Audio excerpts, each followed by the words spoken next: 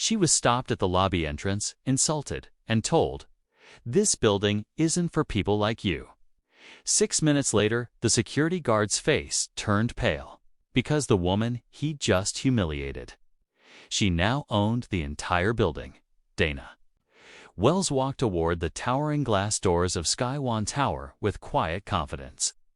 The afternoon sun reflected off the building's polished surface, and the city buzzed around her, but she moved calmly. Her steps steady and composed. Dressed in a sleek black suit and holding a slim folder in her hand, Dana didn't attract attention, nor did she want to. What most people didn't know was that she had just signed the final contract to purchase the entire building. Years of late nights rejection, sacrifice, and tireless hard work had brought her here.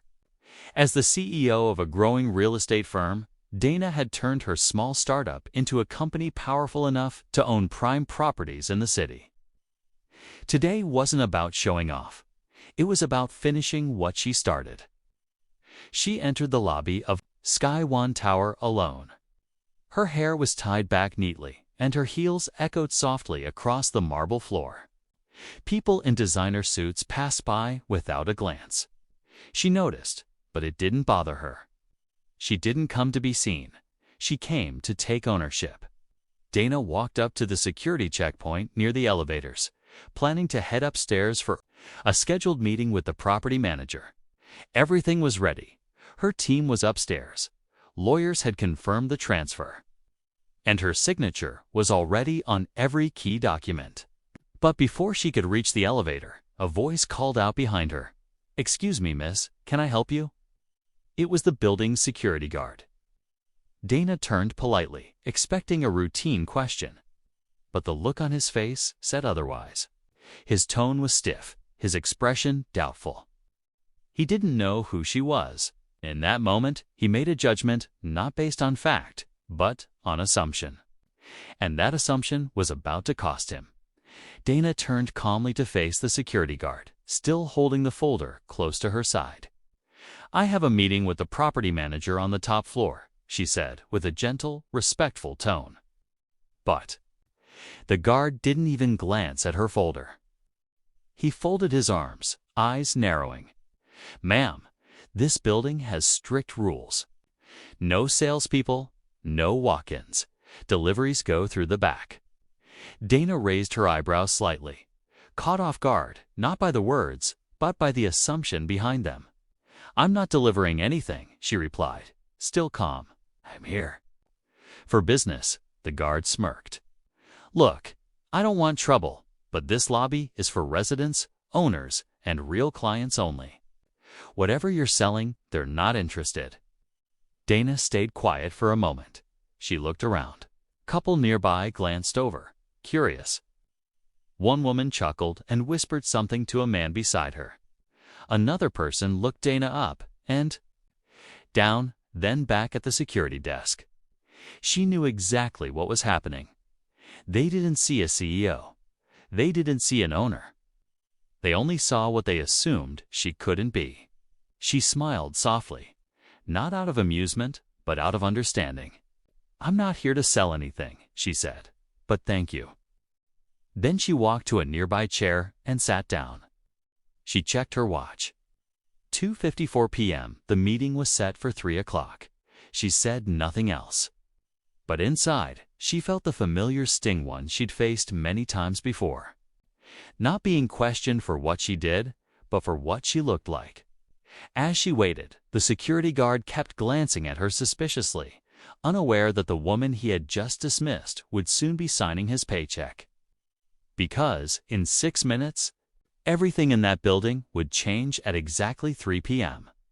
The elevator doors opened, and the building's property manager, Mr. Langston, hurried into the lobby with a wide, apologetic smile. His eyes scanned the room and immediately landed on Dana, Miss Wells. "I'm so sorry for the delay," he said, walking straight toward her and offering his hand. "We've been preparing everything for your walkthrough."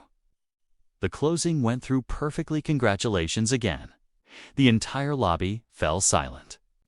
The security guard, still watching her from behind the desk, blinked in confusion. "Wait, Miss Wells?"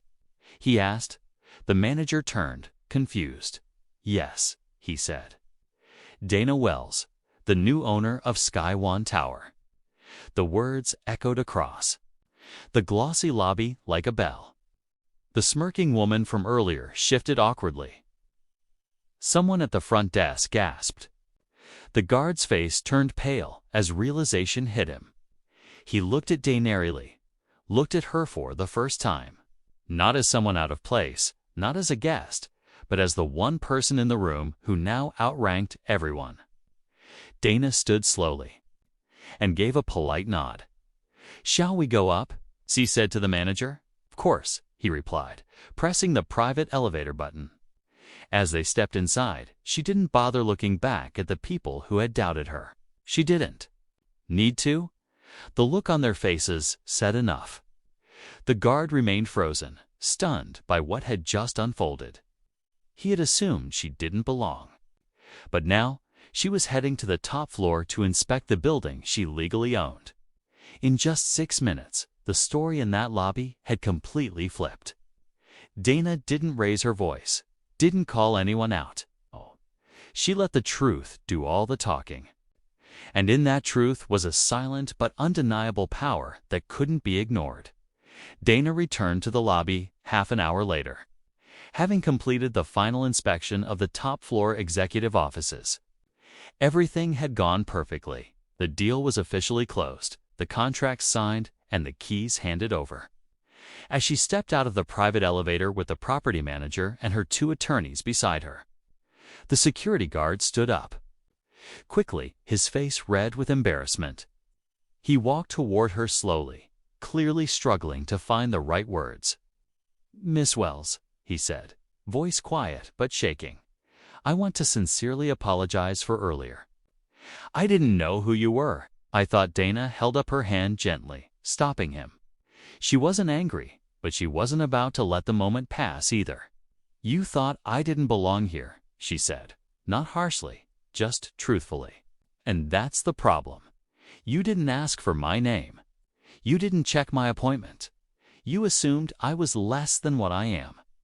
The guard nodded slowly, guilt written all over his face. Dana looked around the lobby at the faces that had watched earlier, some of whom had laughed or judged without a word. "This building will change," she said clearly. "Not just the management or the offices, but how people are treated when they walk through those doors. I want respect to be the standard, not the reward." She turned to the building manager. "Let's start with front desk training. Real training. Everyone should be seen, no matter how they walk in." The manager nodded, fully supportive. The guard stepped back silently, and Dana turned to leave. She hadn't raised her voice. She hadn't humiliated anyone, but in a few firm, graceful words, she had reclaimed the dignity they tried to take from her, and set a new tone for everyone who would walk through those doors after her. As Dana stepped outside SkyOne Tower, the cool breeze brushed gently against her face, but her thoughts were calm and steady. The building now officially belonged to her, but it wasn't just about ownership. It was about breaking a wall that had silently stood for years, one made of assumptions, judgment, and quiet discrimination. She stood on the sidewalk for a moment, looking up at the towering glass windows above. People were still walking in and out, unaware of what had just taken place inside. Dana pulled out her phone and called her assistant. "Let's set up that foundation we talked about," she said. "I want scholarships for young women of color entering real estate.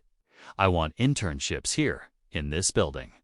And I want a mentorship program starting next quarter." Her assistant agreed, and Dana hung up with a small, satisfied smile. This moment wasn't about revenge. She hadn't come to prove herself.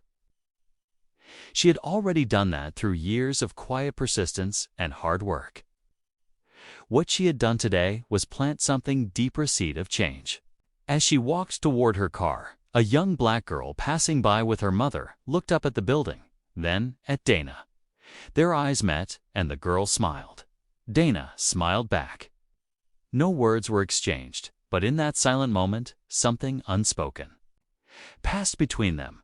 Hope, a new possibility, a new image of success. Dana opened her car door and glanced back at the tower once more. Not out of pride, but purpose. She hadn't just bought a building, she had rewritten a story. And from that day forward, anyone who stepped into SkyOne Tower would walk into a place built not just from steel and glass, but from strength, dignity, and the quiet power of knowing exactly who you are. If this story moved you, don't forget to like, comment, and share your thoughts below. Subscribe to Black Stories for more powerful stories that uplift, inspire, and speak truth.